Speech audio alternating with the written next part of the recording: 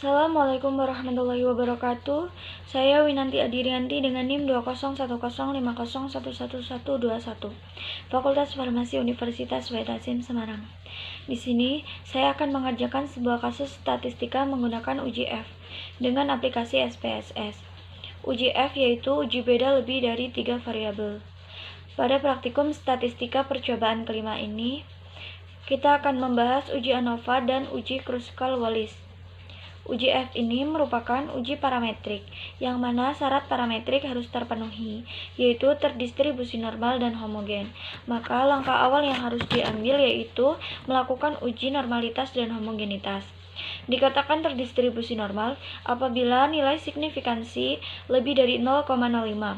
Apabila nilai signifikansi kurang dari 0,05, tidak boleh menggunakan uji ANOVA, tetapi menggunakan alternatif uji F, yaitu Kruskal-Wallis.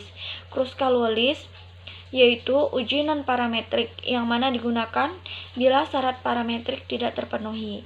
Dan di sini tersaji kasus seorang peneliti melakukan sebuah penelitian mengenai aktivitas antiaging ekstrak etanol herba alfalfa melalui penghambatan enzim hyaluronidase.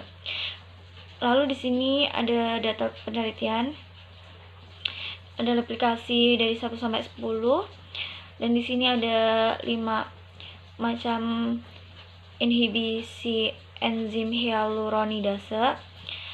Dan di sini ada pertanyaan, hasil apakah ada perbedaan antara konsentrasi EEHA terhadap penghambatan enzim hyaluronidase. Lalu kita langsung saja ke SPSS. Kita masuk aplikasi SPSS, lalu kita tuliskan sesuai dengan yang ada pada data. Di sini EEH 250, 500, 700, 1000 dan 1250 kita tulis semuanya. Lalu untuk type dan width kita abaikan. Untuk desimal kita isi 2 karena di dalam data terdapat 2 angka di belakang koma.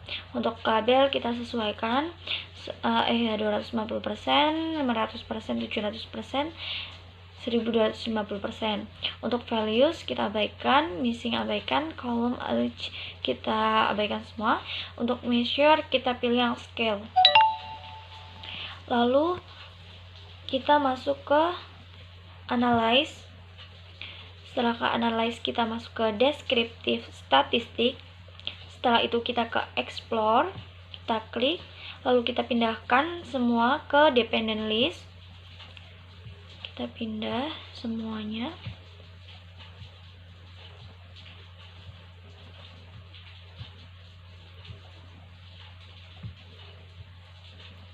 Lalu kita klik plots. Di bagian sini kita display, kita pilih yang plots, lalu kita plots.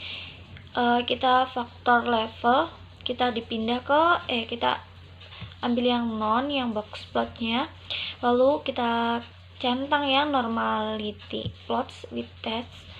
Untuk deskriptif kita hilangkan centang, lalu continue. Setelah itu oke. Dan akan muncul hasil, kita tunggu sebentar.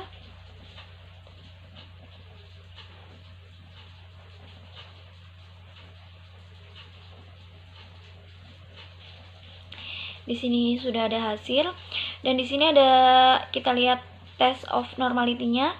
Di sini 0,025 itu tidak memenuhi syarat karena kurang dari 0,05. Jadi ini tidak terdistribusi normal.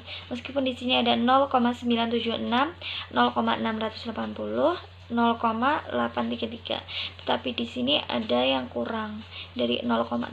Jadi ini dikatakan tidak terdistribusi normal. Selanjutnya kita melakukan uji homogenitas. Di sini kita masukkan datanya, EEHA-nya, type numeric, type which decimal kita nolkan karena di sini cuma kita memberikan nanti pada values cuma 1, 2, 3, 4, 5, cuma angka itu. Lalu untuk label kita tulis ekstrak etanol. Di sini values-nya kita tulis 1 sampai 5 seperti ini. Lalu oke, kita pilih yang scale. Lalu untuk yang kedua, inhibisi enzimnya kita abaikan semuanya. Di sini desimal kita ambil 2 karena di belakang koma masih ada 2 angka. Label, lalu ini kita abaikan, dan kita measure-nya kita ambil yang scale. Lalu setelah itu kita masuk ke analyze, kita masuk ke data view, dan kita telah tulis datanya. Boleh seperti ini atau seperti ini, terserah. Kita masuk ke analyze, lalu ke descriptive statistic, lalu ke explore. Kita klik explore. Lalu untuk ekstrak inhibisinya kita pindah ke dependent list. Untuk ekstrak etanol kita pindah ke factor list. Kita klik yang plots. Lalu kita pilih yang non box plotnya. Lalu untuk spiritnya kita yang power estimation kita hilangkan. Checklistnya continue, lalu oke. Kita tunggu hasilnya. Dan ini hasilnya.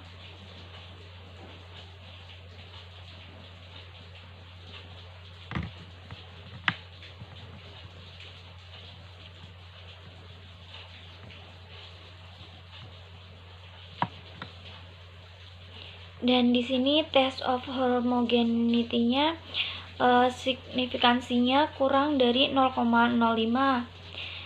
Jadi data dikatakan tidak homogen. Ini 0,000, 0,005, 0,015, 0,000. Karena tidak terdistribusi normal dan homogenitas, kita tidak bisa menggunakan uji ANOVA. Selanjutnya kita menggunakan uji Kruskal-Wallis.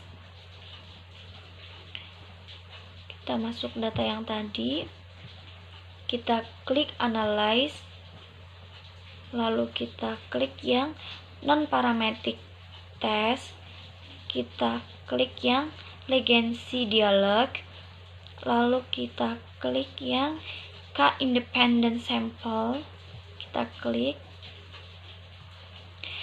lalu ekstrak etanol kita pindahkan ke grouping variable. Untuk inhibisi kita ke test variable list,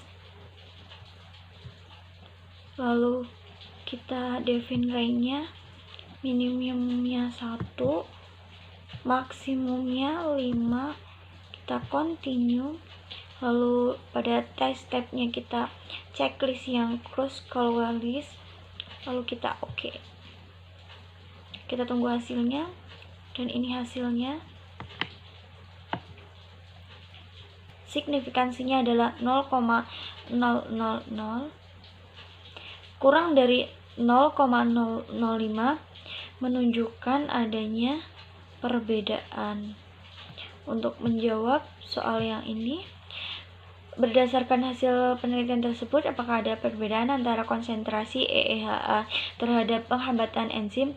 Jawabannya adalah adanya perbedaan, karena hasil dari signifikansinya menunjukkan adanya perbedaan.